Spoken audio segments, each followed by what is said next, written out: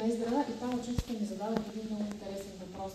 Имат ли правата граници? Ами има. Моето право свършва там, където аз започвам да нарушавам твоето право. Твоето право приключва там, където ти започваш или да нарушаваш някое нейно право. Така че когато говорим за права, винаги трябва да имаме предвид тези граници. И също така трябва да имаме предвид, че тези права обикновено съответстват и задължения. Да, вие имате право на телефони, на социални мрежи, но имате ли право да използвате социалните мрежи по, ще кажа, по неподходящ начин, за да унижавате своите приятели, например? Да, имате право на социални мрежи, обаче имате ли право да разпространявате, да кажа, порнографско съдържание? Това в никакъв случай за мен не е окей. Така, готова съм на въпроси, макар че някои от тях бяха вече предварително зададени.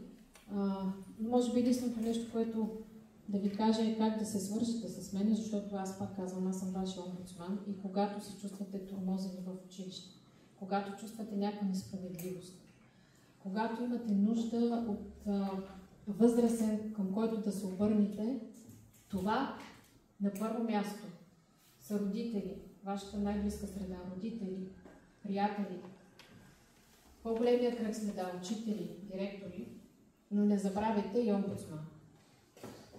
Как може да стигнете до мен? Много лесно.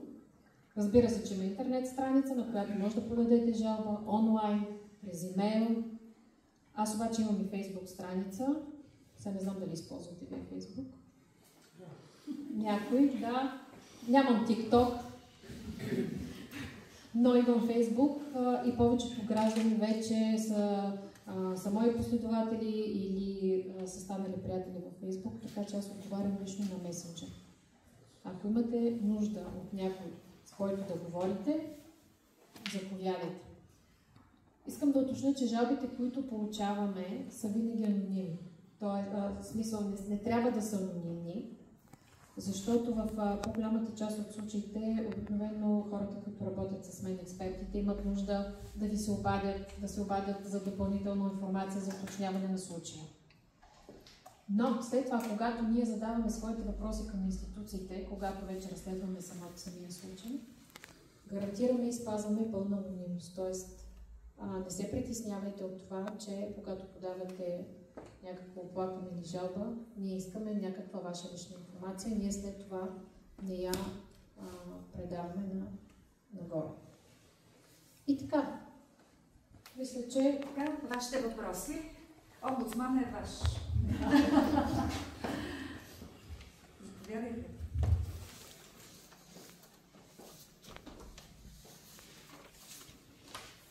Защо? Аз се сядам, за да не ви притеснявам. Добре, понеже видео предварителните въпроси беше какво може още да направи омбудсмана за учениците. Знаете ли, че имате право да си повишите оценките от матурата? Знаете? Не. Значи, извинявайте, госпожо директор и госпожо учители, но всеки завършил 12 клас, който има оценка на матура различна от 2 и смята, че може да получи по-висока оценка, има право да поиска да си я повиши. И това става в септемврийската сесия, ако завършиш в същата година или майската сесия в следващата учебна година. Като заявленията се подават януари-февруари. Така, подава се заявление до директора на училището, добре, получава се служебна бележка и такса по тарифата на МОН. Надявам се, нали се налага да използвате тази възможност, но тук сме ви донесли брошури. Ако има нужда, може да се запознаете с тях.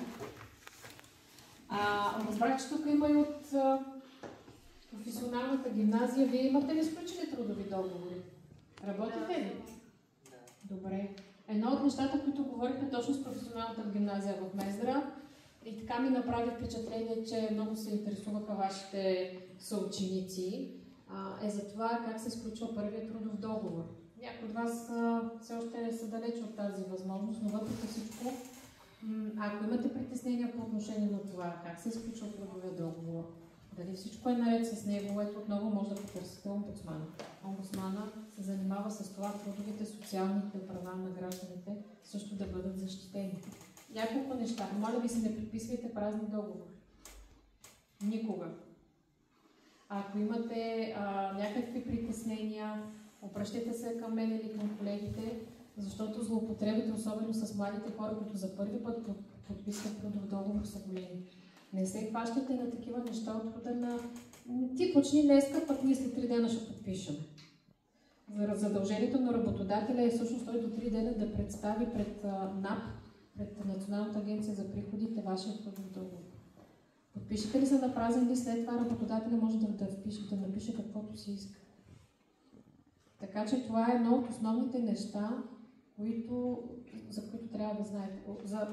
За тези, които са между 16 и 18 години.